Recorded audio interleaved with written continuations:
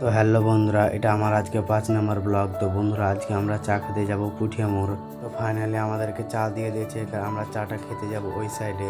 তারপর বন্ধুরা আমি চাটা খেতে লাগলাম। তো বন্ধুরা, চাটা খেতে হেবি সুন্দর লাগলো, তোমরাও খেতে আসতে পারো। বন্ধুরা, চা খাওয়া কমপ্লিট করে আমার দাদা বললো যে ফলের দোকান থেকে ফল কিনে আনি। তো বন্ধুরা চলো তোমাদেরকে দেখাচ্ছি কি কি ফল কিনি। তো বন্ধুরা, আমরা ফলের দোকান চলে এসেছি।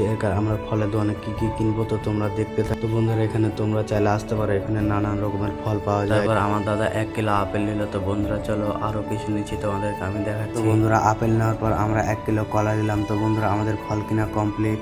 তারপর বন্ধুরা, দোকানদার খুশি মনে আমাদেরকে একটা কলা খেতে দিল। তো বন্ধুরা দেখতে, তারপর বন্ধুরা আমি কলাটা খেতে লাগলাম। ফাইনালি কলাটা খাওয়ার পরে আমরা যাচ্ছি মিষ্টির দোকান। তো আমার দাদা বললো যে ফল কিনা হয়ে গেছে, এর কাছে মিষ্টি কিনে নিয়ে আসি। দেন তারপরে আমরা চলে এলাম মিষ্টির দোকানে। তো মিষ্টির দোকানে এসে দেখি অনেক রকমের মিষ্টি পাওয়া যায়। তো বন্ধুরা, তোমরাও চাইলে এই মিষ্টির দোকানে মিষ্টি কিনতে আসতে পারো। ফাইনালি আমার দাদার এই সাদা মিষ্টিটা পছন্দ হলো। তো বন্ধুরা, তোমার কমেন্টে জানাও এই মিষ্টিটার নাম কি। দেন তারপর আমাদের মিষ্টিগুলো প্যাক হয়ে গেছে। তো ফাইনালি আমরা এখন বাড়ি যাব, মিষ্টি কিনা কমপ্লিট।